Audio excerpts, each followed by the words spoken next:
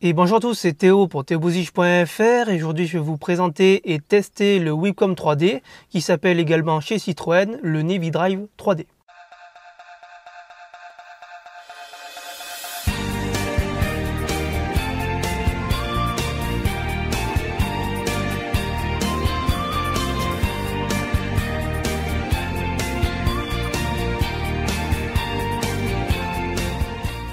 Alors pour ceux qui sont perdus avec tous ces noms barbares, le Webcom 3D c'était tout simplement l'équipement haut de gamme de chez PSA, c'était puisqu'il a été arrêté fin 2013, donc il a été remplacé par le WebNave Plus. Équipement haut de gamme mais qui hélas ne fonctionne pas aussi bien, puisque chez PSA quand on a un équipement qui fonctionne très bien et qui est en avance sur son temps, surtout on l'arrête puisque ça coûte trop cher et malheureusement pas beaucoup de personnes l'équipent puisque c'est une option qui à l'époque coûtait plus de 3000 €. Le Webcom 3D a été décliné donc sur la gamme Citroën également, donc C4, C4 Picasso, Grand C4, et également a été lancé avec la première 308, donc fin 2007. C'était, comme dit précédemment, le haut de gamme à la française, puisqu'il était reconnaissable avec toute cette attirail de boutons. Vous comprenez donc pourquoi en 2016, ou maintenant en 2017, il n'est plus du tout d'actualité puisque la tendance est au tactile et à la disparition pure et simple de tous les boutons façade. Côté multimédia, le Webcom 3D sait faire ce que tout bon système multimédia sait faire. Premièrement, gérer tout ce qui est radio, mais également navigation. On a également la partie média qui n'est pas oubliée. Il embarque nativement une partie jukebox permettant de gérer et de stocker sa musique sur disque dur. En termes de connectique, le Webcom 3D n'en manque pas puisqu'il est pourvu nativement d'un lecteur de carte SD, d'un lecteur de clé USB mais également de prise RCA. On peut également citer un lecteur de carte SIM permettant d'avoir un téléphone nomade. Côté navigation, le Webcom 3D doit son appellation tout simplement au fait qu'il soit 3D mais également au fait que l'écran est d'origine en 7 pouces et en résolution 800 par 600.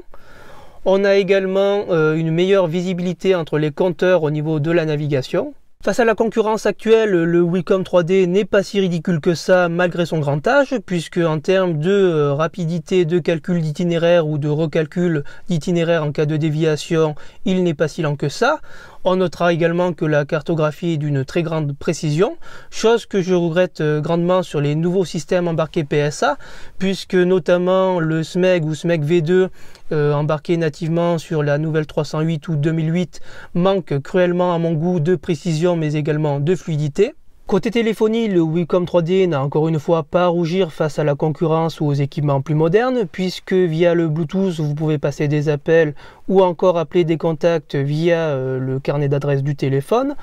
Vous pouvez également saisir des numéros grâce aux numéros présents en façade sur le Webcom.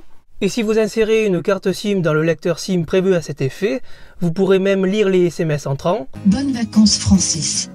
N'oubliez pas mon carton de Muscat. Pour un équipement de 2007, c'est pas mal. En conclusion et avec le soleil dans la tête, que retenir de ce Webcom 3D ?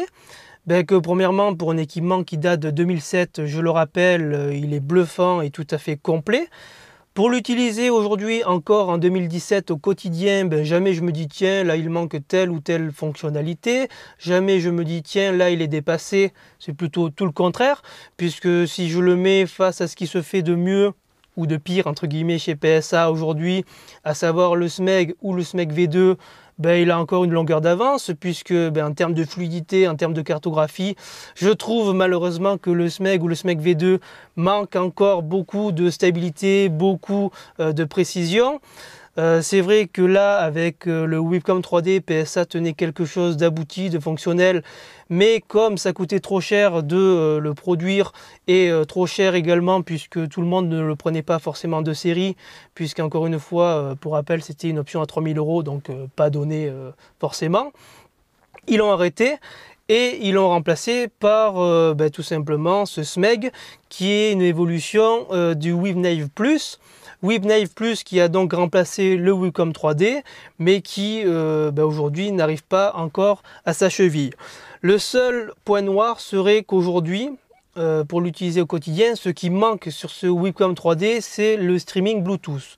Le streaming Bluetooth, pour rappel, c'est tout simplement la possibilité de lire sa musique via son smartphone et via le Bluetooth, chose qui manque grandement dans cet équipement, qui pourtant fait tout, hein, comme dit précédemment, lecteur de carte SD, lecteur de clé USB, il fait même lecteur DVD, chose que j'avais oublié de préciser. Donc il est vraiment complet, sauf qu'il manque ce streaming Bluetooth. C'était donc Théo pour théobouzige.fr, j'espère que cette petite vidéo vous aura plu. Sur ce, je vous laisse et je vous souhaite une bonne fin de soirée.